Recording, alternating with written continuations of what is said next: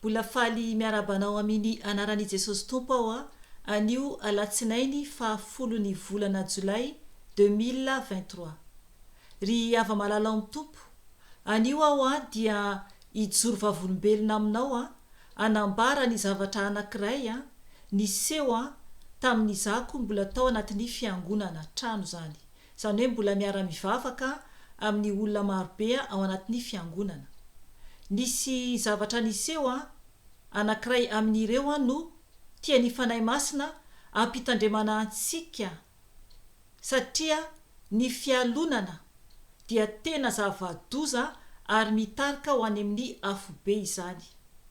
Momba ny amin'ny fialonana izany no tia ny fanahy masina ampitandremana antsika tsiraray avy. Ka alohan'izany hiara-hivavaka isika angatahantsika ny fanahy masina hitaridalana antsika ampiteny ahy amin'ny alalany ary koa ampisokatra ny masom-panahinao mba hiambenanao koa tahaka ny fiambenako. Hiara-hivavaka isika tompoko. Jesosy Tompo, misaotra anao, mideranao, mankalazanao zay Jesosy, satria mbola nomenao tombonandro avelomana izay. Marobe raha ny efa tsy tratra intsony izao andro anio izao, fa efa maizina ny mason'izy ireo, tsy mahita intsony izao masoandro, izao andro vaovao nomenao anay izao. Jesosy Tompo, mangataka ny famindramponao, mangataka ny famelanao ny elokay Jesosy, ka mifona aminao izay, mamela ny eloko Tompo, mamela koa ny eloko ny olonao tsiraray avy izay mibebaka aminao amin'izao andro izao. Tompo malala ianao no derainay, ianao no ankalazainay. Mangataka aminao Jesosy ka ianao no isandratra ho hitan'izao tontolo izao.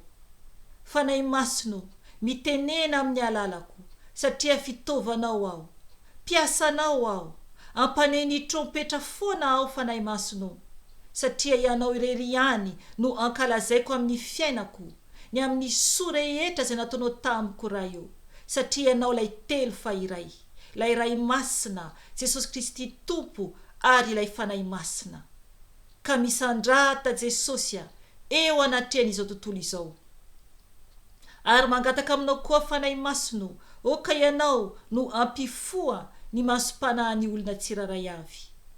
Tompo malala ka ny ranao andrakotra ahy sy ny ankohonako ary ny asanao sy ny olonao tsiraray avy.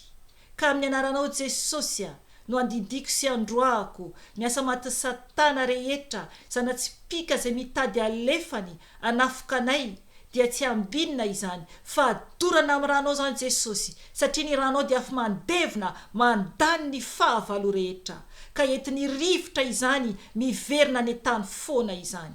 Misaotra anao Jesosy satria ianao no manda afo manodidina anay, ianao no vatolampy manodidina anay.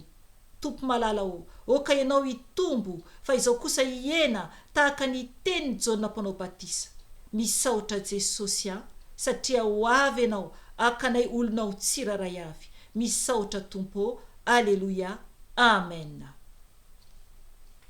Ry ava-malala amin'ny Tompo, araka ny teniko tery am-piandohana dia momba ny amin'ny fialonana. Ry havana, efa taona maro izay tamin'izako mbola nivavaka tao anatin'ny fiangonana trano. Zany hoe tamin'izany fotoana izany mpiandry aho tao anatin'ny fiangonana fifoazana izany, fifoazana anankiray. Dia tao anatin'izany dia nisy zavatra niseho maro dia maro. Efa nisy ihany ny témoignage nataoko teto any video hafa any. Fa anio zany dia nisy anankiray izay mbola tsy voalazako tao anatin'ny zavatra niseho tamin'izany fotoana izany.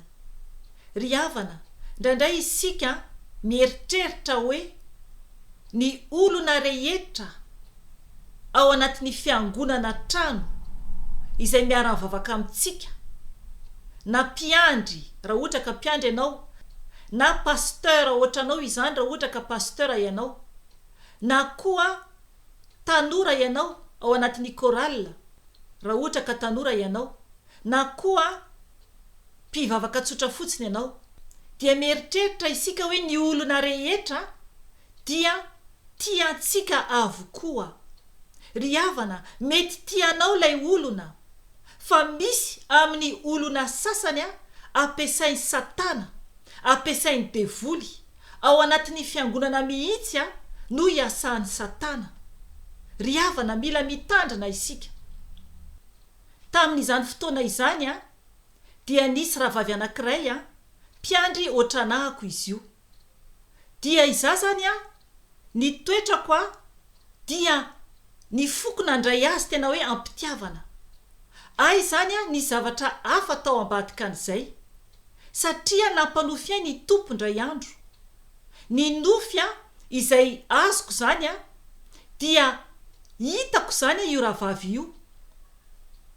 Tonga tato an-tranoko niaraka tamin'ny vadiny dia noho ny aveo nipetraka teo alohako izy.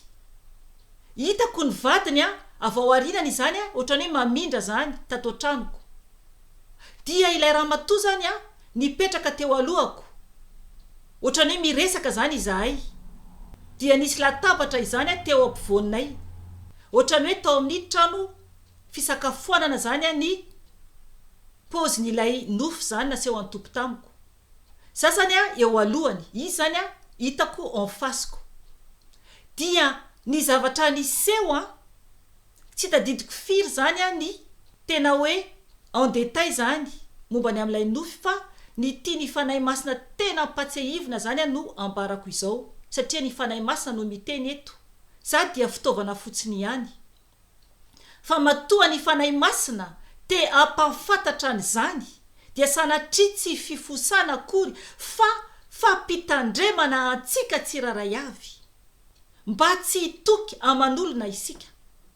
Tsy hoe kory ankahala ny olona rehetra ianao fa tia ny olona rehetra fa mitandrina ary mila mandeha araka ny fahamarinana sy famasinana dia aseho ny tompo anao ny zava-miafina amin'ny olona tsiraray avy izay mifanatrika aminao. Amen. Engane mba ho tanteraka aminao ka ampiseho anao koa ny tompo, ampitandrina anao koa ny tompo na inona ataonao, na iza olona miresaka aminao na mifanatrika aminao izany na olona tsy hitanao ary. Dia toiza koa ilay nofy. Dia noho ny aveo zany izy mipetraka eo alohako. Dia hitako ny masony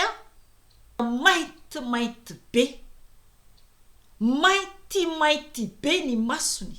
Zany hoe na ilay fotsifotsy ara dia mainty tanteraka zany ny masony. Dia taitra be zany tao anatin'ilay nofy. Dia tsapako tamin'izany fotoana izany fa ohatrany hoe voaloboka mainty be zany ilay lokony masony.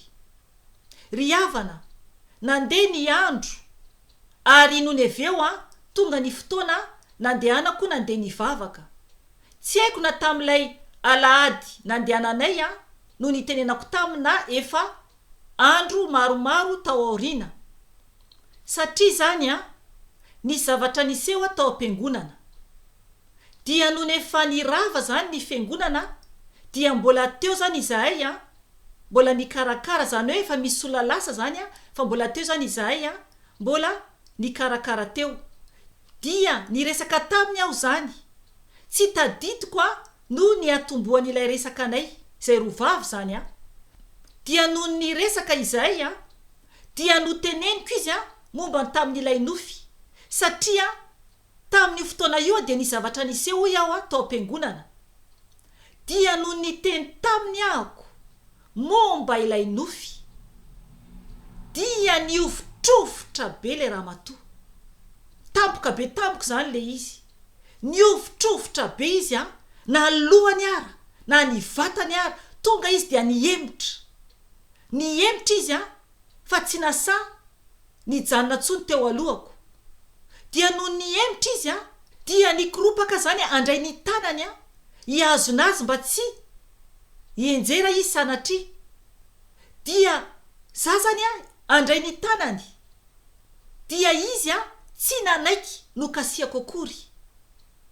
Hitako zany ny olona me mandeha dia tamin'izay fotoana izay efa naiky andeha hiantso an'ilay pasteur satria natahotra be nahita le pozy ilay ramatoa. Tena tonga dia niofitrofotra be mihitsy izy ary ny lohany tena ohatrany hoe tsy voatana antsony mihitsy. Ry havana, tsy nanaiky izy na dia hoe ho kasiako ary nefany io ramatoa io dia ohatra ny rahavavy mihitsy ao am-piangonana satria samy mpiandry izahay, samy miaraka manompo. Ry havana, no neveo izy mbola nangovogovotra iny dia lasa izy tsy nanaiky na dia nokasiako akory. Mampitandrina ny tompo anio aminao. Ny tompo dia mampiseho zava-miafina satria izao ny teny tamin'ilay ramatoa no teneniko taminy mihitsy ny fialonana. No teneniko taminy tsy zakany ilay teny. Ry havana, mampiseho zava-miafina Jesosy ary ny zavatra rehetra dia ariarin'Andriamanitra amintsika raha tena feno fahamasinana sy fahamarinana isika. Io ramatoa io dia olona niresaka be tamiko teo aloha, ohatran'ireny rahavavy ao amin'ny tompo ireny, fa no nefa nivoaka ny fahamarinana izay nambarako taminy dia tao aorianan'izay dia nialaalay foana izy, tsy nanakaiky firy intsony. Ry havana, ny tompo dia tiantsika. Na iza ianao ka mbola ao anatin'ny fialonana ny rahavavinao na ny anadahanao na ny prêt-à-pot aminao na avanao na iza olona ialonanao dia tsy ho tafiditra ny fanjakan'Andriamanitra ianao. Mila mibebaka tompoko mazava tsara ny tenin'Andriamanitra ao amin'ny bokin'ny Galatiana. Andao vakintsika io tenin'Andriamanitra io, Galatiana 5 andininy 7:20 ka hatramin'ny 1:20 no vakintsika. Ny teny eto izay ho vakintsika dia manambara ny olona izay tsy ho tafiditra ny fanjakan'Andriamanitra. Ny toetra zany, ny toetra ho vakiko ny teny amin'ny anaran'i Jesosy Tompo. Fa miariary ny asany nofo dia izao: fijangajangana, fahalotoana, fijejojejoana, fanompotsampy, fitahirizana ody ratsy, fandrafiana, fifandirana, adilay, fialonana, lolompo, fifampiandaniana, fitsitokotokoana, fitsiriritana, fahamamoana, filalaovandratsy sy ny toy izany izay ampitandremako anareo rahateo tahaka ny nampitandremako anareo fahiny koa, fa tsy handova ny fanjakan'Andriamanitra izay manao izany. Amen. Ry havana, ao ilay hoe fialonana. Mila mitandrina isika tompoko. Be debe ny toetra ato tsy hidirana ny fanjakan'Andriamanitra. Oka isika tsy hamita tena ka mitsikitsiky amin'ny olona nefa ao anatin'ny fo ao dia maloto, ao anatin'ny fo ao feno fiatsaram-belatsia. Mila mitandrina isika tompoko. Mila mitandrina. Mila isika tena ho masina tanteraka eo anatren'Andriamanitra. Nasion'Andriamanitra miariary tamiko ny ao anatin'ilay ramatoa. Mila isika tompoko mitandrina. Fa ny tompo izany dia mahita ny ao anatitsika tsiraray avy tahaka ny nampisehoany ahy ny momba an'ilay ramatoa. Fantatry Jesosy avokoa ny momba antsika tsiraray avy isam-batan'olona. Tsisy miafina eo imason'Andriamanitra. Ry havana, izay ny anio. Enganie ka tena ho adio am-po tokoa isika ka ahitan'Andriamanitra. mitandrema tompoko, mitandrema tompoko, fa tiantsika ne Jesosy. Maro be ny toetra ratsy ato izay avery any amin'ny elo. Raha ohatra mbola misy amin'ny anankiray amin'ireo teny ireo izay novakina teo ny fiainantsika, dia tsy ho tafiditra ny lanitra isika. Mibebaty tompoko, mazotoa mamaky ny tenin'Andriamanitra, ary aoka samy ahery isika tsiraray avy. Ry havana, izay ny anio. Raha mbola misy ny fotoana dia mbola miverina eto ihany aho raha sitrapony Tompo.